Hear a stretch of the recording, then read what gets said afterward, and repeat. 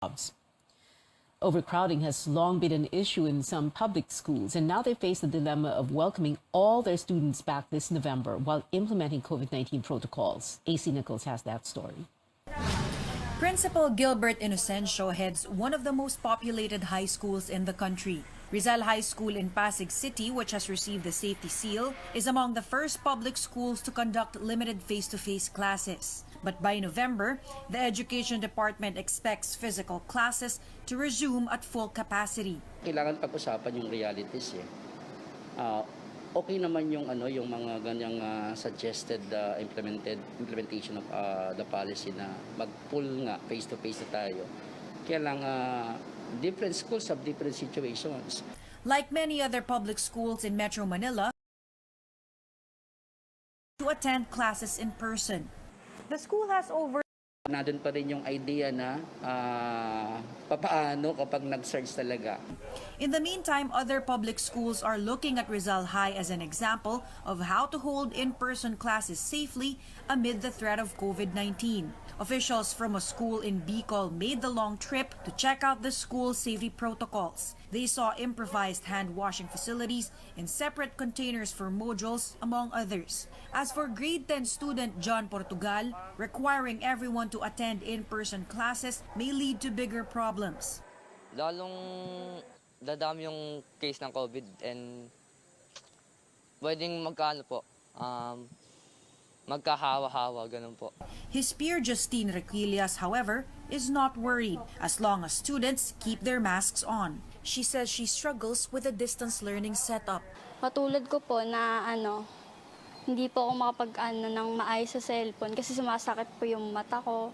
Tas madami pong gagawin sa bahay, di po makapokus. Some stakeholders are not so sure if the new policy is feasible, especially with another possible surge in COVID-19 cases. But for now, the DepEd is determined to make face-to-face classes at full capacity a reality before the year ends. AC Nichols, CNN Philippines.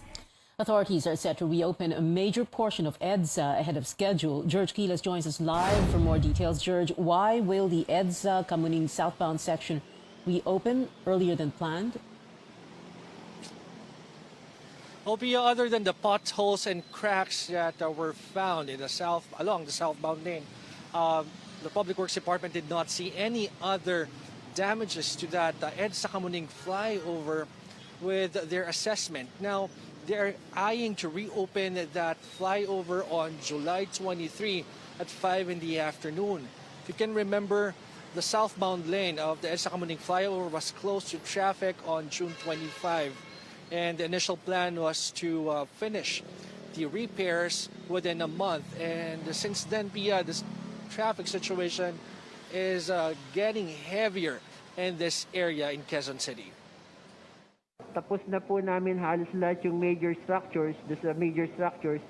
Yung approach na lang po sa down ramp sa NEPA Q side na 2 lane ang ginagawa namin. In spite of the not very good weather condition, na-anticipate naman namin po yan since the start. Kaya nakakapagtrabaho kami even during heavy downpour. Meanwhile, as for preparations for the face-to-face classes, LTFRB Chairperson Cheloy Garafil says they are studying the possibility of opening more routes under their Libreng Sakay program. As of now, the EDSA busway is the only remaining route under that program. On Tuesday, Garafil tried the EDSA busway system during rush hour to have a first-hand experience on the situation. She said there is a need to fix the dispatching system by deploying more buses during rush hour to avoid long lines. Napansin ko, medyo reactive yung nagiging sistema doon. Pag meron lang nagbi-build up, saka lang magpapadala ng sasakyan. So talagang kaya nagkakaroon ng long lines. So kung magkakaroon ng seat management system, may prepositioning na tayo ng mga vehicles even before magkaroon ng mga influx ng mga tao.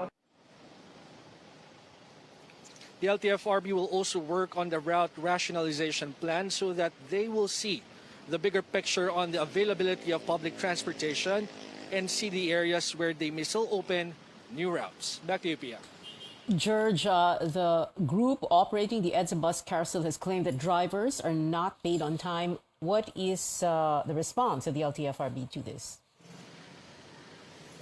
Well, Attorney Garafil was telling us earlier that she was able to talk to the members of the EDSA Bus Consortium and promised to pay promptly so that the services that they're offering to the public will not be affected anymore. Back to you. George Cahilas there reporting.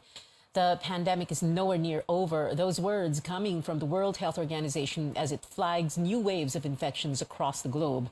The WHO warns the more infectious Omicron subvariants are driving an increase in cases. The virus is running freely and countries are not effectively managing the disease burden based on their capacity. As the virus pushes at us, we must push back. We're in a much better position than at the beginning of the pandemic. Of course, we have made good progress.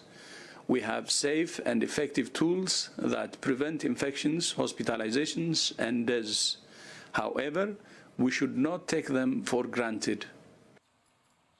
The WHO reminds the public that COVID-19 vaccines are still effective at preventing severe disease and death.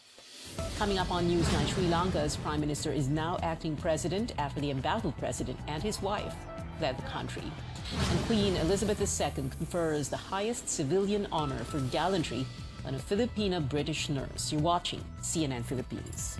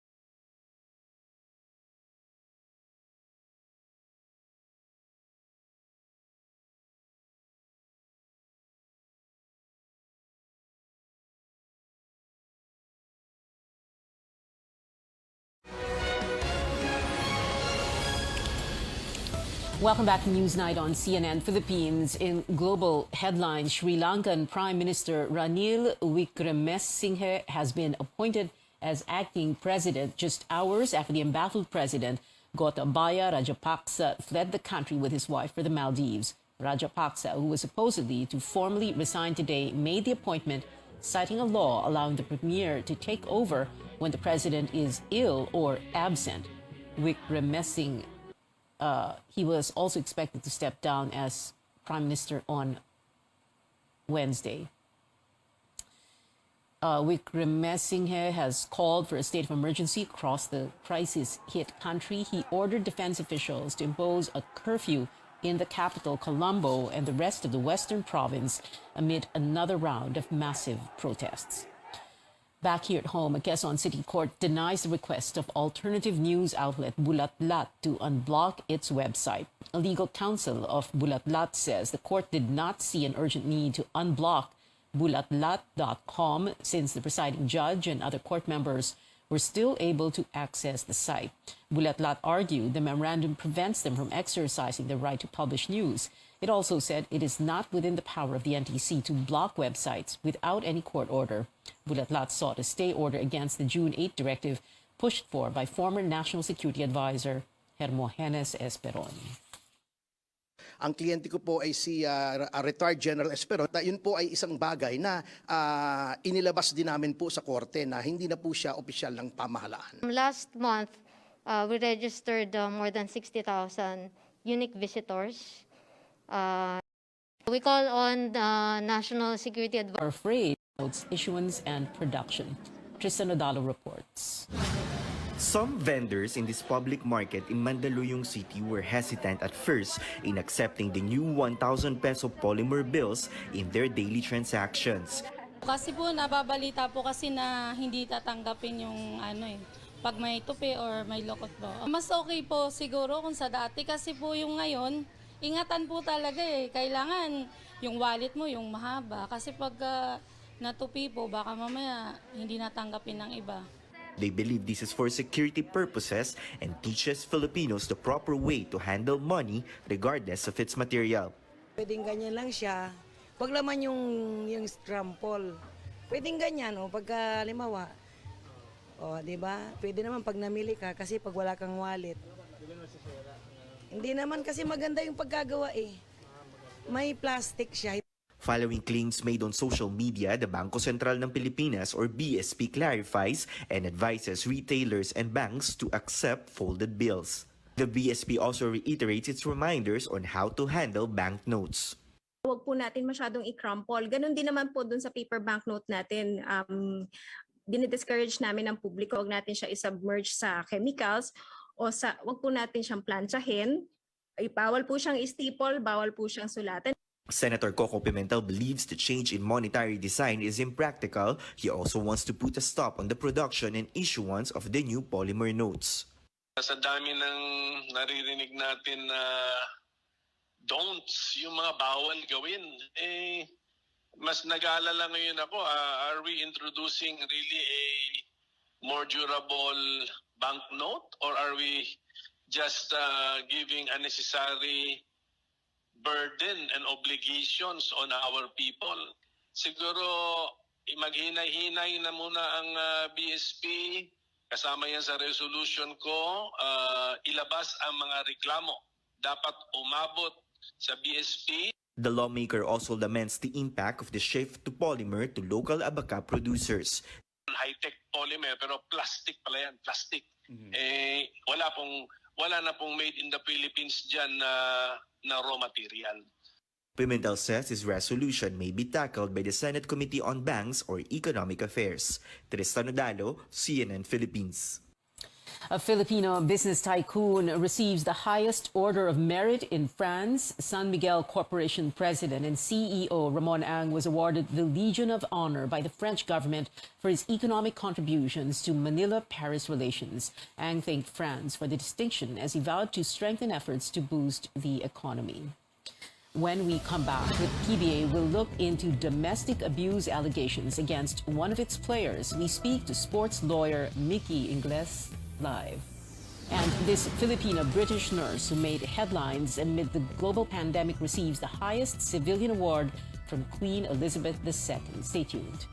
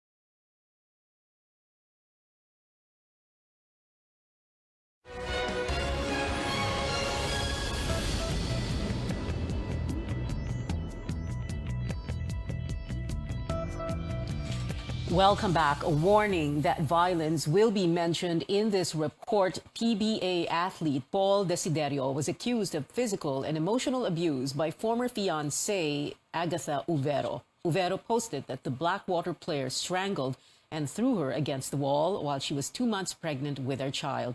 Desiderio has not yet responded to our request for comment. The PBA in a statement says it will conduct its own inquiry into the matter.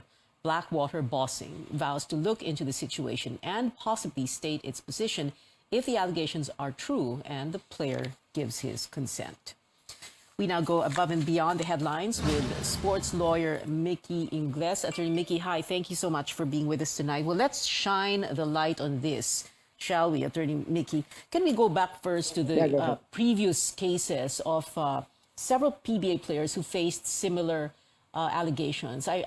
I wanted to start with this because Siege Tantenko had tweeted and posted about this. No, parang let's do a little review. Can we do that, Attorney Mickey? Okay. Sure, go ahead. Yeah, well, can you recount those players and what the allegations were against them and what happened to those allegations and if there were any investigations? Okay, so according to Siege's tweet, there has been like one VAUSI case per year since 2018 involving PBA players. I think the players were Mac Cardona, Halalon, Bo Belga, and now Paul Desiderio, right? What happened to these cases, I don't know because we don't have any reports on what actually happened to these players.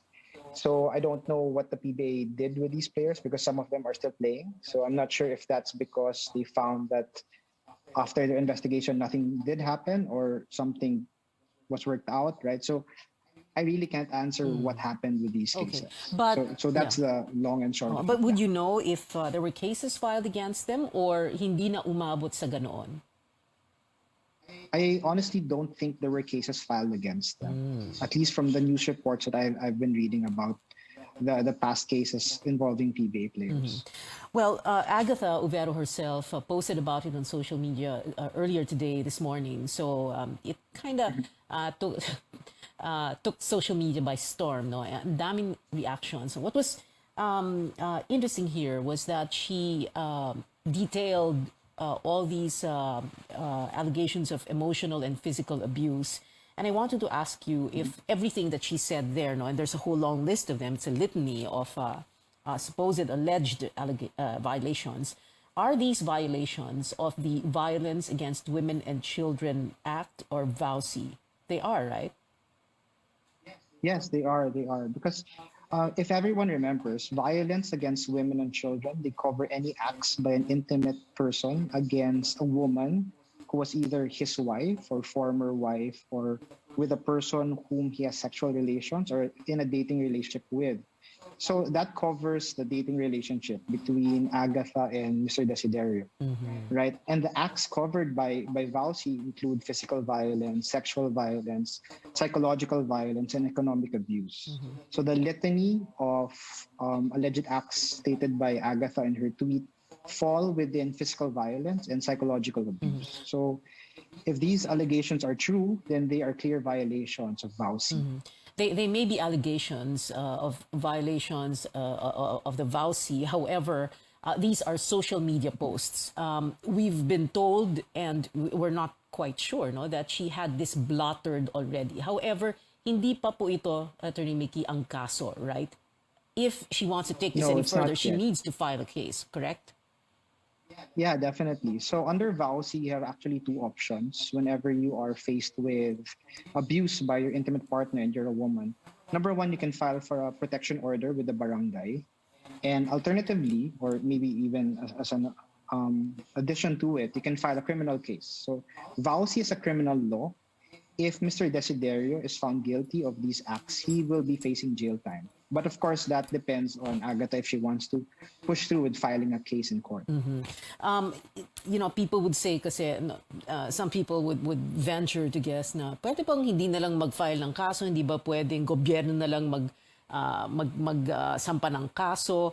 Pero ang kaso, yung People of the Philippines versus so-and-so, that can only happen kung may complainant. Meaning, in this case, the woman the woman here, Agatha, in this case, right? Kailangan siya mag-file ng kaso para maging People of the Philippines versus Paul Desiderio. Is that correct?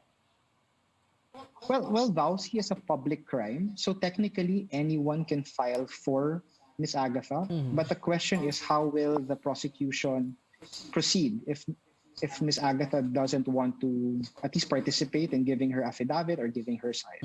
So that's the rub there, right? I mean, if she wants to participate, then she can file it on her own. If she doesn't want to participate, someone else can file it for her under vowsy. But how will we get her side during trial and during And what is the reason testimonies, why? right? So that's the What is the problem. reason, Attorney Mickey, why women don't usually want to file a case?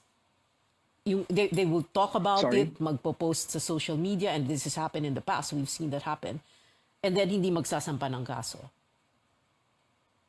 Yeah, well, we've seen a lot of that, and it's for a number of reasons. Number one is the stigma that they might face, right? So Agatha posted about it, and immediately she got people telling her that it's not true, or people telling her that it's her fault, right? And we've seen that in a number of cases whenever a woman comes up to speak.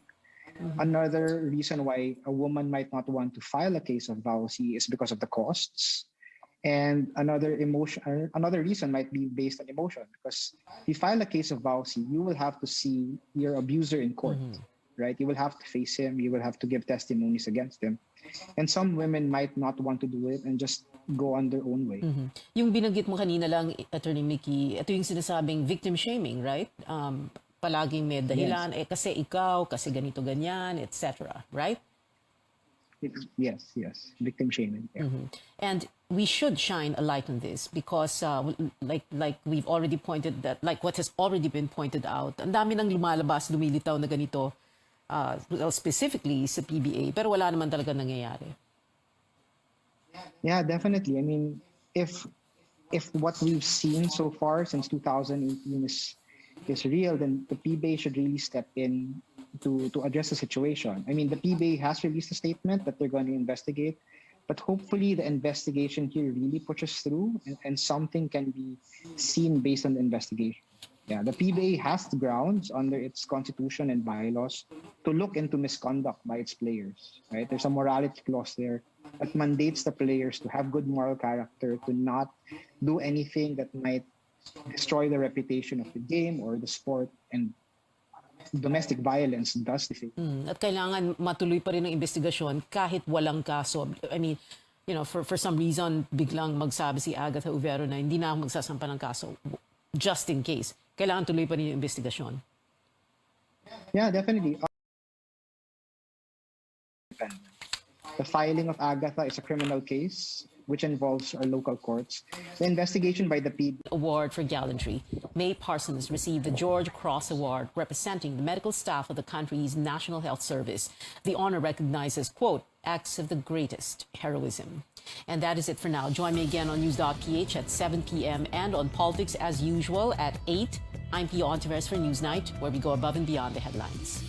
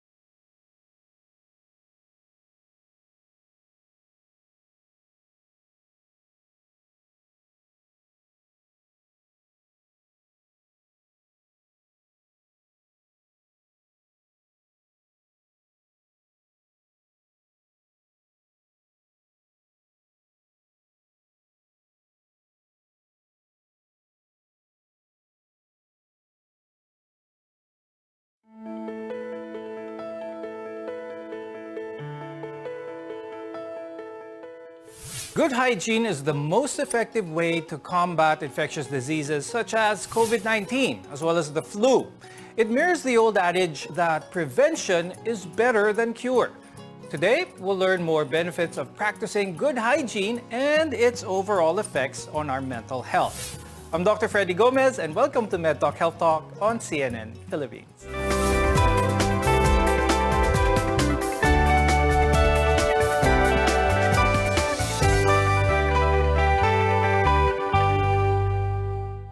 Our guests are here today to discuss the importance of hygiene. With us is Dr. Aika Buenavista. She's a lifestyle medicine specialist from Signature Medical Concierge.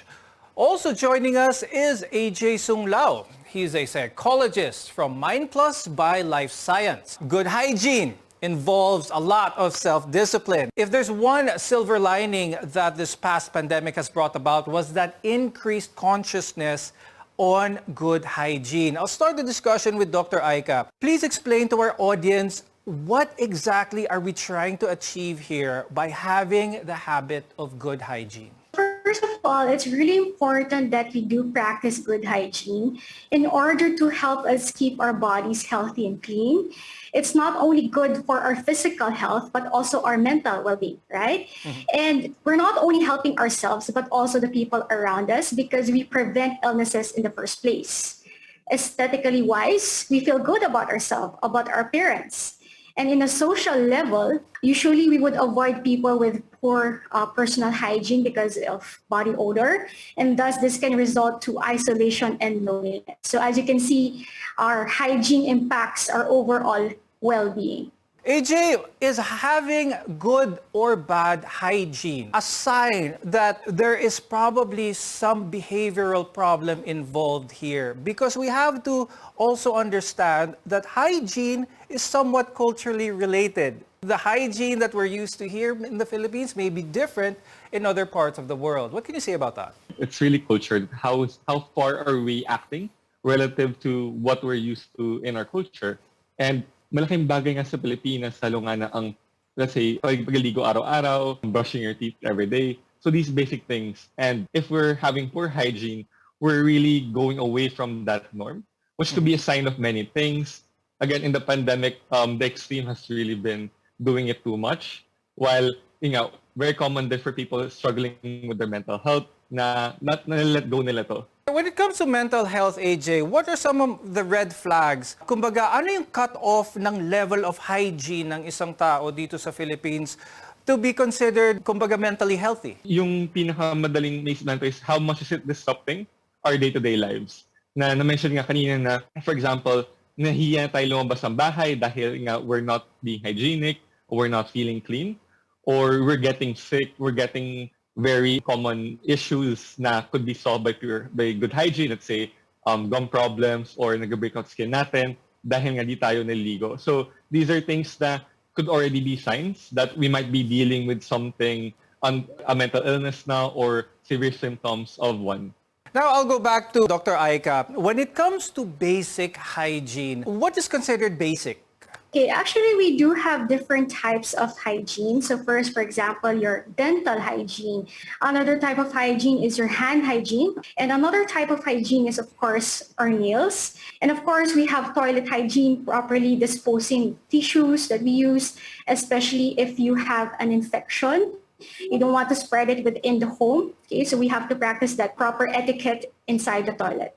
Pandemic-induced anxiety is a real thing and may have also made some people who have been working at home more anxious and have these certain feelings, especially when it comes to contacting diseases, maybe germs. Now, AJ, let's talk about that for a minute. Is it normal to still be anxious nowadays na ma-infect or makapitan ng germs or kumbaga takot lumabas because baka mahawa ako ng COVID? Now we've seen it nga over how the pandemic goes. I think that shows really it's okay to be anxious about COVID. I think that's a normal state talaga because it's an illness. Even if you're vaccinated, we still don't want to get sick. But really what we're seeing over the growing COVID anxiety and growing health anxiety is really habits and mga behaviors na lagpas na talaga doon we're in. We've had people not go out at all for years. And as the economy is opening up, more and more people are trying to meet face-to-face.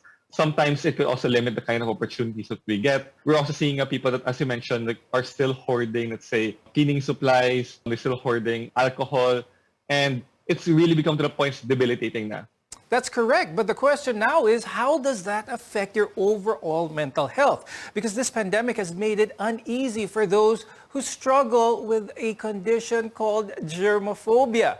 Now, germophobia is the fear of germs. And in this case, germs refer broadly to any microorganism that causes disease. For instance, bacteria, viruses, or even parasites. Now, AJ, can you please tell us more about this fear of microbes in general? What causes a person to be considered a germaphobe? COVID is a part, for example, because the entire environment became hostile to you. And we know it's a virus, we know you can get it. Early in the pandemic, the belief was you can get it from surfaces. That's why we were cleaning everything, or having UV everything.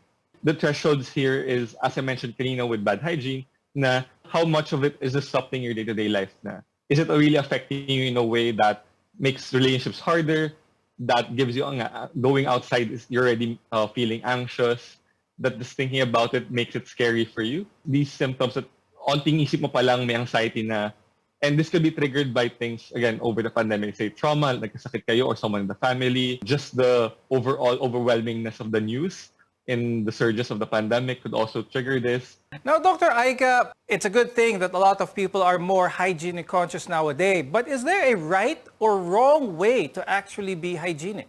The thing about that, it can lead to health risks. Okay? So this can be so persistent that it would affect our day-to-day life to the point that they would fear going out, just eating in a restaurant, or even doing sexual relationships with their partners.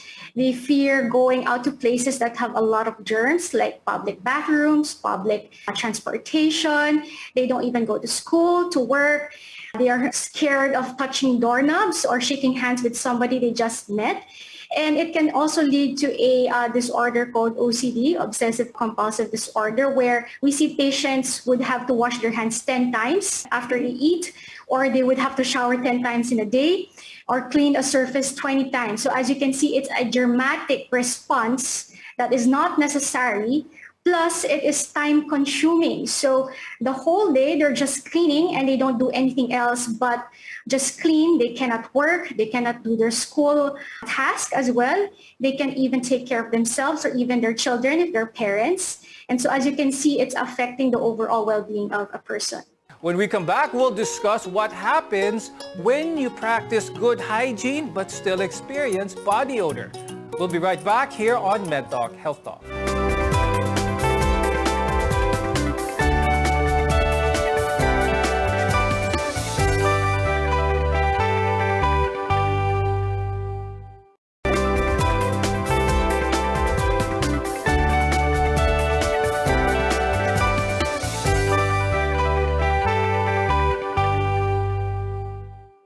I'm Dr. Freddy Gomez and welcome back to MedTalk Health Talk. We've been discussing proper hygiene and some of the effects, but what happens if even though you practice good hygiene, you still notice a sense of body odor lingering on yourself? Now, Dr. Aika, when it comes to body odor, how is this produced? A lot of people will note, obviously, body odor by this aroma in themselves. What causes this? Let's dive deep into the cause of this. Yes, so for body odor, it's not just about the hygienic practices of a person, but it's a mix also of our sweat glands, how it activates in our body, as well as bacteria. So it can also change because of our hormones, especially if there's hormonal imbalance, even the food that we eat, okay, certain infections that we might have already, medications that we are drinking, and other underlying conditions like diabetes. So they can also have body odor as a complications. Dr. Aika, you bring up some very good points there. Now, let's tackle them a little bit more specifically here. When it comes to, you mentioned glandular problems, maybe the sweat glands. What is happening here? Anong nangyayari? Bakit nagkakaroon ng body odor? So the first thing, of course, when it especially is very a bit smelly, doctors would have to investigate further, especially trying to check if a patient has diabetes, gout, menopause, or undergoing menopause, if they have a very hyperactive thyroid, or they have a liver problem, as well as a kidney problem, and even other infectious disease. It can, of course, be due to hormonal changes. So, for example, for those who are undergoing menopause, they have hot flushes.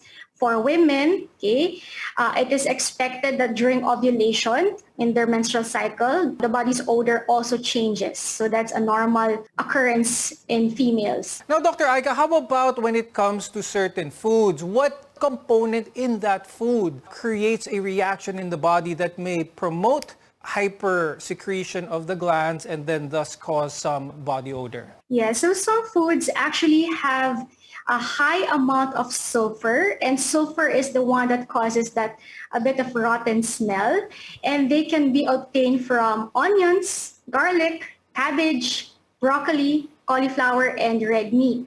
We also sometimes use spices, right, to give taste to the food, like for example MSG. Even spices like curry can give that certain odor, and hot sauces as well. Now, AJ, as discussed by Dr. Aika, there are several things that may cause body odor that are beyond the control of the individual. Now, let's discuss that. How does this affect? Because kahit na they're practicing good hygiene, they have good hygiene habits, meron pa rin talagang smell. And it can affect them in both their relationships. As we mentioned earlier, it may be culturally unacceptable in certain areas. What effect can this happen to the individual? The first year is really frustration. Na imagine I'm doing everything I need to, I'm doing it well, but it's still happening, still being, I still notice a body odor from me, so that can cause frustration. On a more social level though, yun nga, there could be baka ma-ostracize ka or mabully ka. Children are susceptible to this, especially some kids don't really know how these things happen, especially again in puberty where these kinds of perceptions are matter. Na, oh, pagka may BO ka, as what people call it, it could lead to people to bully you, to make fun of you. As an adult, there's a lot of shame. Now, might want you to recess a bit, might want you to, ay, kasi lumabas ako because I'm ashamed of my body odor. How should parents approach this then? Should they reinforce the security of the child, or should the parents try really and find ways on how to manage that odor to fit in the society that they're in? I think, of course, the number one thing your parents should really do is, of course, make sure they know the cause. Now, as Dr. Aika mentioned earlier, body odor, especially with good hygiene, might be caused from an infection or certain diseases. So number one, let's make sure that's not it. But on specifically just the child, of course, one thing is really to communicate to the child that often it's not them, right? Children can be mean, certain individuals can be cruel, and that's something that's outside of our control. Like we can't really control how they react, but then we can prepare the child to be able to manage certain how they respond to those kinds of, let's say, bullying, those kinds of actions. At the same time, hopefully, in a school, we also talk to the teachers or talk to the administrator to make sure that at least we prevent them. AJ mentioned how important it is to find the reason for that body odor and to address that. Let's talk about addressing that. If someone has BO because of hyperactive sweat gland, what type of treatments are usually used to manage this? So first of all, if you do have body odor, it's best to consult your doctor first. I know there are a lot of information online that would be sold as home remedies. But of course, remember that this also is treated by medications and procedures. Like for example, we do small injections of Botox in the armpit. There are also some prescription medications that we give to patients, even antibiotics, especially if it is bacterial in nature. Some even would have very severe conditions that would need surgery. So we also have to dive into the personal hygiene of the patient, which we do as lifestyle medicine physicians, even focusing on the stress level of a person, because remember, as I mentioned a while ago, that odors can also stem from the stress level of a patient. Now coming up, we'll give you tips on how to practice better hygiene, only here on MedTalk Health Talk.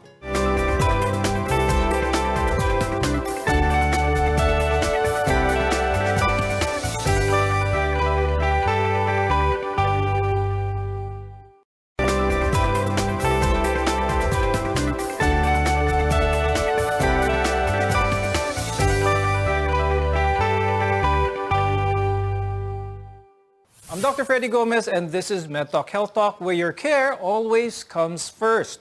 Now, we've been talking about good hygiene and habits to establish in order to continue to practice good hygiene. With that in mind, Dr. Aika, what are some tips that you could share with our viewers in trying to practice good hygiene? In essential good hygiene tips, let's start with taking a bath. Is the type of soap important pag naliligo ang isang tao? And is there a certain time limit na dapat? Because we all know when it comes to brushing our teeth or washing our hands, there has to be some level naman of time for you to have those effects of good hygiene. When it comes to bathing, what are some tips that you could share with the viewers? It would depend on the skin concern of course, of the patient. So for example, if they do have a fungal infection, we would prescribe fungal soaps. If the patient has sensitive skin, of course, we would prescribe very hypoallergenic skin soaps in the first for the body. And with regards to the timing, of course, for example, for brushing your teeth, at least 2 minutes is already enough, as long as it is done properly in a circular manner. And of course, they do have to floss every day, at least before going to sleep.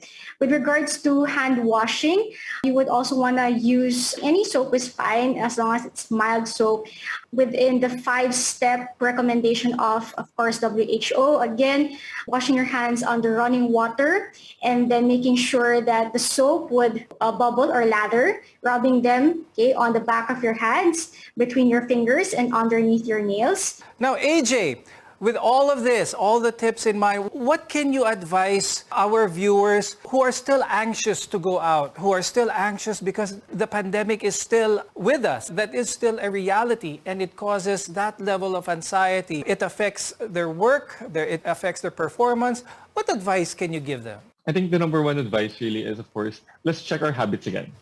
Dahil because of how long the pandemic has been, we've really kind of normalized our habits in the pandemic mindset. But as we now go outside of this, as again, the economy opens up, we're able to go out, we can start recreating habits again that kind of normalizes our lives in this space na. So it could be something like going out with friends. We could schedule that from dati online meetups. Now we can do it face-to-face. These are things that we don't have to do alone. I think that's also an important reminder. We could have family members, like, say, go out to an open park where we feel it's safer, or go out in places with good health protocols in place.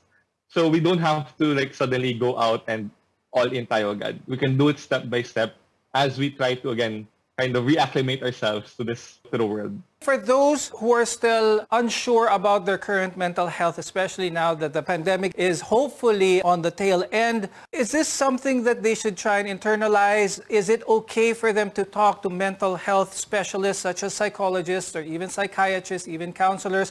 Where can they go? Number one, I think what we always tell people is there's no wrong time to seek professional help. You don't have to be at the brink, you don't have to be at the end of your wit to ask for support. So anytime is okay, even if you're feeling okay. Where can people go? So there's a lot of clinics. I myself is in Mind Plus by Life Science. That's based in BGC. Of course, there are other clinics. You can find them in resources. DOH has a list of all accredited mental clinics. There's also referral systems like silakbo.ph/help that you can go to check which clinics might be near you. So one benefit of the pandemic is a lot of therapists have went online. So if you're feeling like, oh, I don't want to meet anyone face-to-face yet, that's also an option. But as we move this pandemic along, we do expect that most therapists, most counselors, even psychiatrists, will return to a more hybrid setup where they'll have a face-to-face clinic for those that really need it. Thank you very much, Dr. Aika Buenavista and AJ Sunglao, for being with us today and sharing your tips as well as your expertise about personal hygiene. I'm Dr. Freddy Gomez, and thank you for watching MedTalk Health Talk. We'll see you again next time.